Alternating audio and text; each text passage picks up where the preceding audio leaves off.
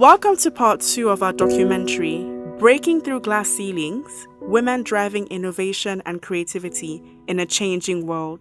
This part continues to celebrate women's contributions to innovation and creativity, whilst highlighting the importance of protection of IP rights. Women have made significant contributions to science and technology, yet they have often been overlooked and underrepresented in these fields. Women have also made significant contributions to the healthcare, literature, and film industries. However, they often face discrimination and barriers that limit their opportunities and recognition. Zulumoke Oyibo is a talented and accomplished Nigerian film producer and entrepreneur. Best known for her works as a co-founder and CEO of Ink Blot Productions, one of Nigeria's leading film production companies. With over a decade of experience in the entertainment industry, Zulumoke has helped to create some of the most successful and critically acclaimed Nigerian films of recent years. Chinyere Okorocha is a partner at Jackson Edu. She is a broad-level intellectual property law specialist with over 3 decades of experience across all aspects of this specialist practice area. She is a demonstrate expert in brand protection and anti-counterfeiting, commercial IP strategies, including licensing and franchising of IP assets, prosecution of trademarks, patents and designs, registration of domain names, copyrights, and overall portfolio management. Dr. Modupe Elebute. After qualifying from the College of Medicine, University of Lagos in 1986, Dr. Elebute completed postgraduate training in internal medicine and oncology at Centres of Excellence in London, including St. Bartholomew Hospital, St. George's Hospital, and the Royal Marsden. She received a prestigious fellowship from the Leukemia Research Fund and gained a Doctor of Medicine degree from the University of London for her groundbreaking work. In the UK, Dr. Elebute has held consultant and honorary senior lecturer posts at St. George's Hospital, the National Blood Service, and King's College Hospital. From time, I've always loved to write. And so there was a time when, during my NYSC year, a couple of friends and I decided to just start writing and to see what we could produce, by ourselves. And so that was how we started. I think we just took ourselves a little bit too seriously, which is what got us to this moment. But we started it just as a hobby. We would, go and drink and eat guinea fowl and just talk about stories and films and things like that. The industry is such that it's such a low barrier to entry, right? So it was easy for us to create and exploit our production, right? And so for the first couple of productions that we did, we were a little downcast because they didn't do as well as we wanted them to do in the box office. But thankfully, around the time, Iroko TV had started as well. And so when we licensed one of our content to them, we got such a reaction online that was like phenomenal. People just congratulated our work. They thought we should continue doing more and more. And so we continued doing more and more. Now, in terms of inspiration, I've been asked that a number of times, and I think actually it's a number of things. It came from being away from Nigeria for about 40 years, doing my postgraduate studies and working in the UK, and having a desire to come back home to live, but to come back at a time when I was still fit and interested enough in working. And to come and do some work in the healthcare industry here in Nigeria. Obviously, I've known quite a lot about healthcare in Nigeria and followed what was going on both in the public and the private sector. And being quite specialized in my field and having had the opportunity to do a number of things, working in clinical hematology, in internal medicine, in doing research, in teaching and training, in doing drug development with the pharmaceutical industry. I just thought that this was an opportunity to come back with all that experience and to help, hopefully at least make some impact in the healthcare industry here. So yes, and it's been quite a journey, tough in some ways, but at the end of the day, I do feel that I am blessed that I've had the opportunity to come back and to open up Marcel Roos Cancer Center and Specialist Hospital. And we've now been operational for almost 3 years. So yes, there's a lot that we've been doing. Nigeria Bar Association Women's Forum. Yes, I'm the new chairperson. I took over a few months ago. And I think my transition into that role was really a natural progression in terms of the things I believe in and the things I hold dear. And then they appointed me as the chair of their fundraising committee, I think back to back 2 years running. And I did it well, I think. You know, the then MBA president, Mr. Paul Usoro, SAN, called me up on the phone one day and said, would I be interested in a position in the Women's Forum, which she wanted to re-inaugurate. The chairperson at that time was Professor Oluyemisi Bamboshe, SAN, was the chair, and I was appointed the vice chair. And so we ran that association from 2019 to 2022. And with every sense of humility, at the point it came for Prof to transition out and name a successor, it was easy for her to mention that she would love me to fall into her huge shoes. I believe that it's all about, you know, doing the best you can in any position you're doing, giving it your all, making impact and making a difference. I know that if I hadn't done well as the chairperson of the IP committee, then I wouldn't be appointed to the council. Then I wouldn't be appointed to, you know, the government, the executive council, and then to the MBA leading one of their committees, and then this appointment, and so on and so forth. But the Women's Forum was really important to me because I'm very passionate about women, especially career women. I truly believe that law is a career where the women don't particularly feel they are in business, but law is a business. So it was very important to me to share my ideology about the position of women in business. With regards to the cancer walk, that was the one this year was actually our second annual walk. We did one in February 2021, even though we had only just started. I think we were 6 months open. But even at that point in time, I realized that although I'm really a clinician at heart, and my main role when I coming back was to come and practice medicine, and in particular oncology to patients. But very quickly after starting, I realized that we were mainly seeing patients with advanced cancer.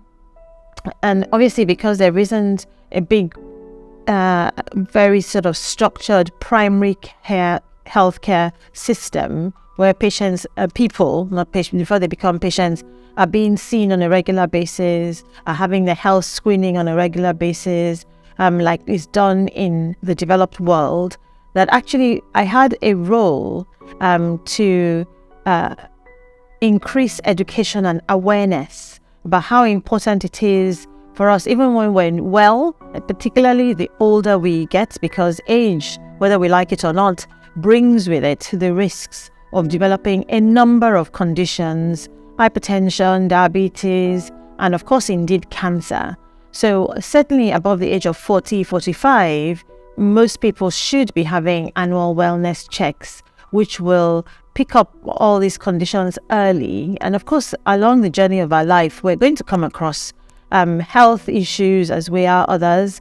But if they are picked up and diagnosed earlier, that's a situation where we can do something about it. We can provide cure. And in fact, treatment is cheaper. In oncology care, treatment is not necessarily cheap, but it's still cheaper than when it's all very advanced and needs a lot of treatment. So that was what inspired the move to start doing the cancer walks. And of course, we do it on World Cancer Day, which is February the 4th. So the first one we did, we were amazed when we had about 500 people join us. And this year, we had almost 1,000 people walking for cancer. And I think that's a testament to the work that not just ourselves, but a lot of other organizations, in particular other NGOs, the government. There's a lot of collaboration now, I found, in the last couple of years, to really increase education and awareness. And we have to keep doing it at every opportunity. It's really important, yes. So the basic goal for IWIF is just to tackle the social, the ethical, the professional issues surrounding every practitioner in the industry, just so that we can grow a sustainable industry, right? And of course, women tend to always get the bottom of the stick, right? And so the idea was to work with women, give ourselves a community where, we can talk about our challenges, talk about our issues, and then grow from that. I must say that women in Nollywood, in the Nigerian film industry, are doing way better than men. And that is something really commendable coming from where we come from. In the past, when the industry was highly a DVD market, right? It was run mainly by men. You had male producers, you had male directors. The women were just like the actresses, right? And they've always pushed women.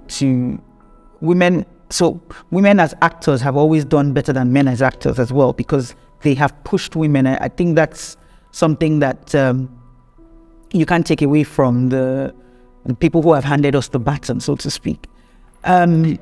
But now, if you check it out, the top 5 films in Nigeria are produced by, all of them produced by women. And I think 3 of them directed by women as well. Or 4 maybe, because Funke is like producer, director. So yeah, it's been really commendable, the effort that women have put in. And the idea for IWIF is to ensure that effort, that all the gains of that effort come back to us, right? That we're not exploited, that there is return on the investment that we put in there. And, you can never put down the effect of a community, of a good, solid community with you doing the work that you're doing. And so, yes, that's what we're trying to tackle with IWIF. And yeah, we'll continue to do so that women can continue to remain on top, because it's one thing to get there and it's another to actually maintain the position. So that's the idea. And it was just perchance I was put in the IP department and I started learning about this thing called intellectual property. And as I got exposed to what it was all about, I began to be really excited about it, because IP is the only profession or the only area of the law that touches every facet or every aspect of human endeavor. And I always like to give this analogy that from the time you wake up in the morning to the time you get to work, I bet you will be exposed to at least 20 types of intellectual property. That's different IP. The trademarks, the engine in the phone is a patent. You haven't come down. You rush into the bathroom to take your shower. You pick up your soap or your toothpaste. So you take your shower, you come out, you use a towel. That towel has a brand name on it. That's intellectual property. Then you start wearing your clothes. Your clothes are branded. Your shoes are branded. Do you understand? Your handbag is branded before you leave your house. Then before you leave your house, remember, you might switch on the TV to listen to the news. Then the TV, either is Samsung, Toshiba, LG. Then you put on the channels, there's CE, there's channel, CNN, channels, CNBC, or Arise TV. All those are types of intellectual property. You have not left your house. You're about to have breakfast, right? And you're having your breakfast. Maybe the cornflakes is a brand name, or the sausage you want to eat, or the loaf of bread you want to eat, or the tea, or the coffee, or the cutlery is made by somebody and is branded, or the plate. You have not left your house, guys. How many have I mentioned? Different types of IP, whether it's the patents, the trademarks, the designs, the copyrights, they're all there. And you haven't even left your house. And by the time you get downstairs to enter into your car is also a branded type of intellectual property. Then even as you're driving on the street, I mean, let's even talk about the radio in the car. So I found out, to take us back to our story, that IP is everywhere. If you have a headache, you pick up the medicine you want to drink. It's intellectual property. Do you understand? So that excited me. And when I'm on the street driving, I see billboards of some of the products, the company I was with or the law firm I was with, some of the brand names, I could see them, I could identify with them. And it was exciting for me that I was part of their team to the extent that I was helping them to protect the intellectual property in Nigeria. And so that's how the love affair started. And it's been ongoing. It's been 32 years. And I still get so excited about IP even today. Imagine a world without inventions like the internet, smartphones, or electricity. Without IP rights, the incentives to create and innovate would be daunted, and our world would be stagnant. Intellectual property plays a crucial role in protecting the rights of creators and innovators. It allows them to profit from their creations, secure funding for their projects, and protect their work from infringement.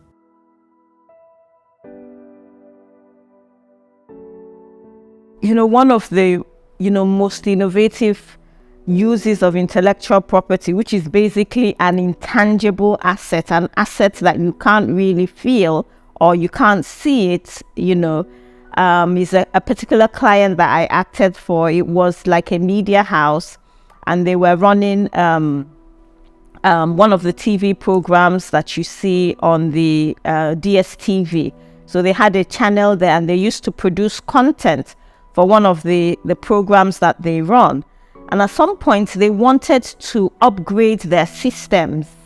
And there's something called IP securitization. And whilst it happens, in the Western world, I think that the one I was involved in would be one of the very first that has happened in Nigeria, whereby you use your intellectual property asset as collateral for a loan.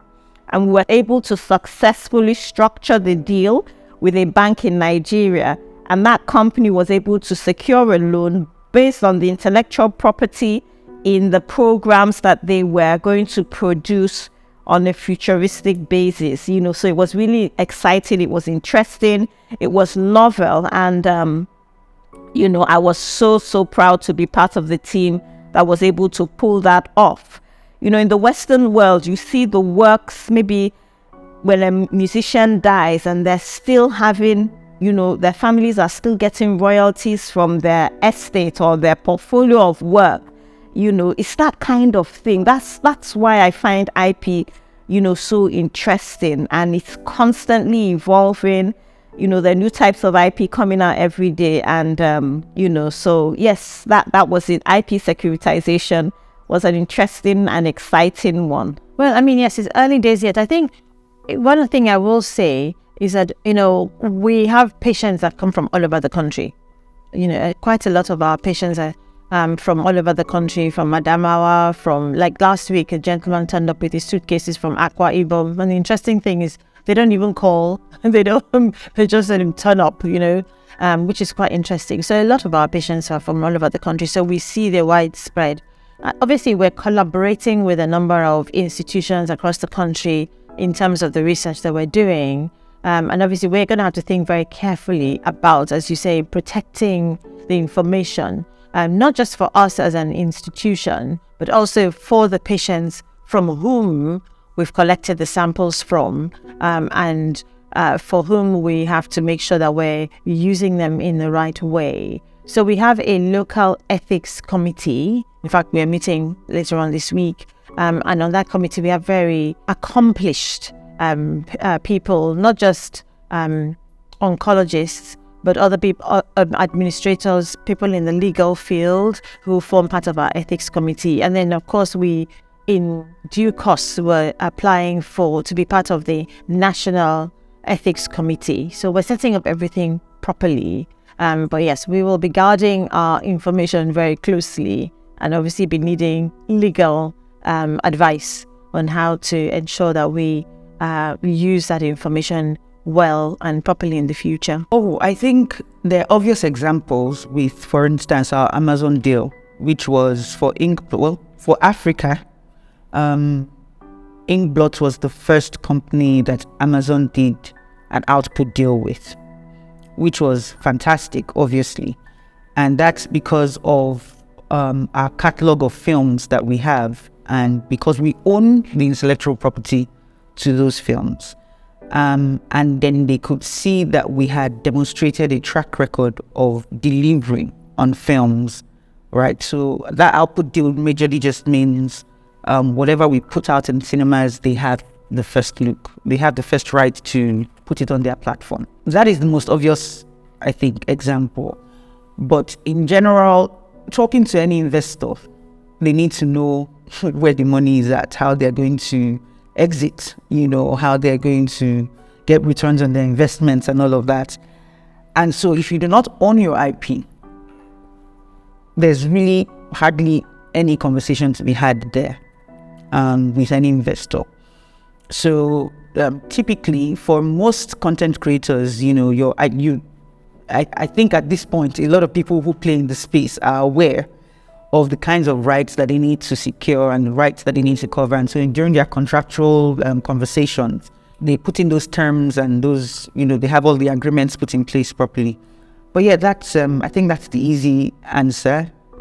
Well, every day we have to deal with our intellectual property.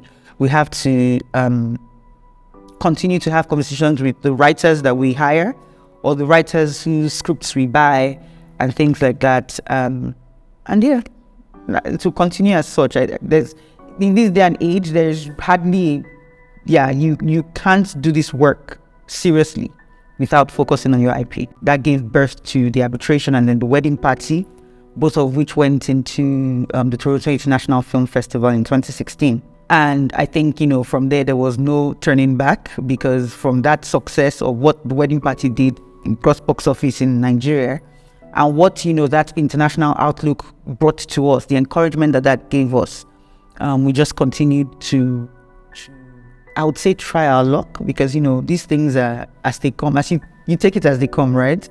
So we continued to just push ahead with the things that we had learned. We applied those, and then we continued to try and be creative with all our stories. And yeah, that led us to 2023. And yeah, that's the journey. Coming back, I never saw myself as an entrepreneur. I never saw myself as a female entrepreneur. I saw myself as Dr. Elebute-Odunsi coming back to practice medicine.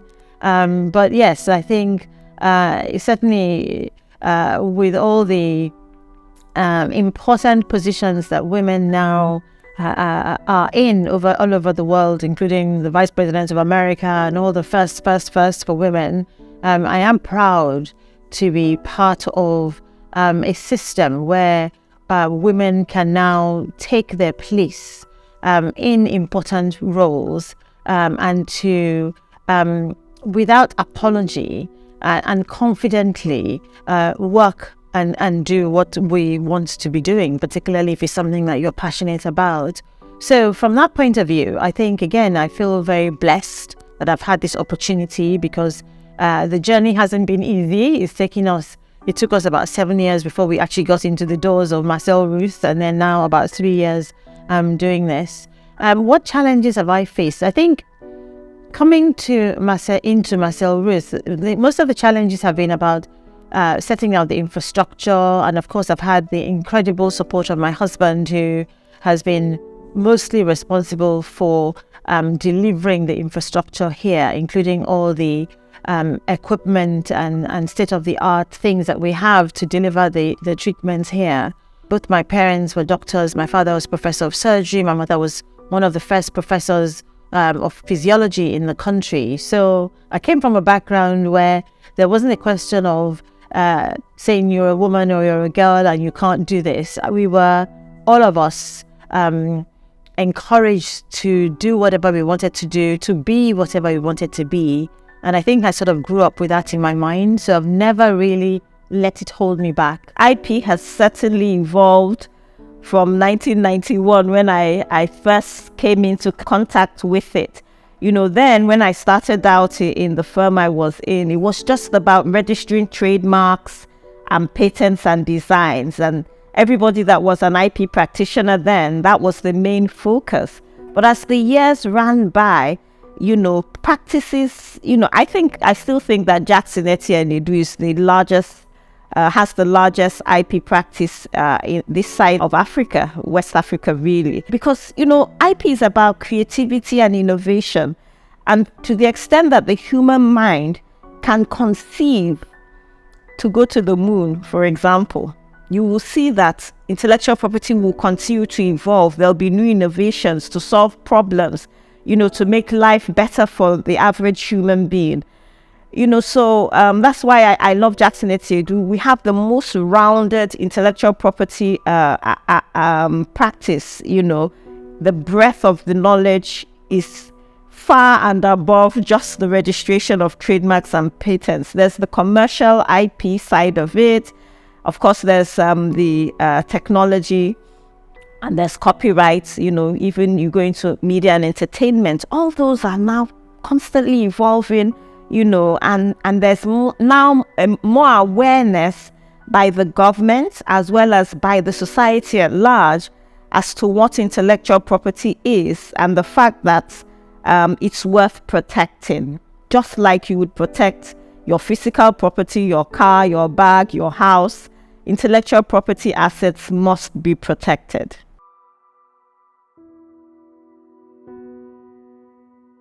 We've been at this for 12 years, but from our first film, which was in 2015, that's really 8 years ago. And in that short time, we have put out, all the number of content that we have put out without compromising on quality, on story. So really for us, it's the fact that we are a company and not just one creator person, right? We're a company of individuals who want to change the face of the Nigerian film industry, want to change the face of African cinema. To develop excellent standards of care in Nigeria for anything, whether it's care or service, maybe we should use the word service, you need to be in the building. That's what I found. And I feel that for me and for myself, Ruth, my vision now would be to ensure that we maintain our reputation of being a center that is incredibly at the top of its game, but to deliver all of it as a comprehensive cancer center on one site, and then make sure that we do it properly. Got so many people coming to me to ask me, to guide them in one way or the other. But in order to reach more people, I felt it was important to put it in a structured way so that I can reach more people, and so there's some order to the knowledge that I impact. And so the Hills and Ladders Career Mentorship Club is basically a place where I share my knowledge that I've gathered after my 32 years, visiting 32 countries in the world, all my experiences as a female lawyer, a female professional, putting it in and sharing that knowledge to help other women. Because I truly believe that there are certain skills we must imbibe, there are certain things we can do to overcome those challenges. And that's what I try to teach in the Hills and Ladders Career Mentorship Club.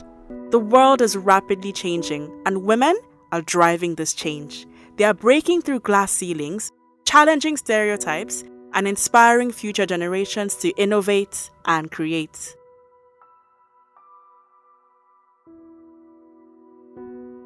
Start and keep going at it, and make sure you protect yourself. Look, you need lawyers in your life. If you do not have a lawyer. And then once you do that, you are free to create and just continue to do the work that you want to do. So when you're passionate about something, you get out of bed all the time to do it. And guess what? The more you do something and the more you grow, the more successful you will become. Reputation matters. What do I want to be known for in 10 years' time, 15, 20 years' time? And how do I want to make sure that I have left my own legacy for others to follow? So just do it. Do it afraid and do it with passion. You must strive for a good work-life balance. If you look at the number of female lawyers who have attained the rank of senior advocate of Nigeria, it's less than 1%. Because at some point, women drop off. They drop off, they get married, they start having children, they can't cope. So we have to very early on in our careers map out a good work-life balance strategy so that you're not skewed in only one direction. But the key is to continue to strive to balance it out. When you notice there's a tilt in one direction. And lastly, ladies, take care of your health. Do your breast exams. Cancer is a killer and early detection is key. Let us work together to create a world where women's intellectual property rights are respected and their creativity and innovation can thrive. Thank you for joining us on this journey of discovery and celebration.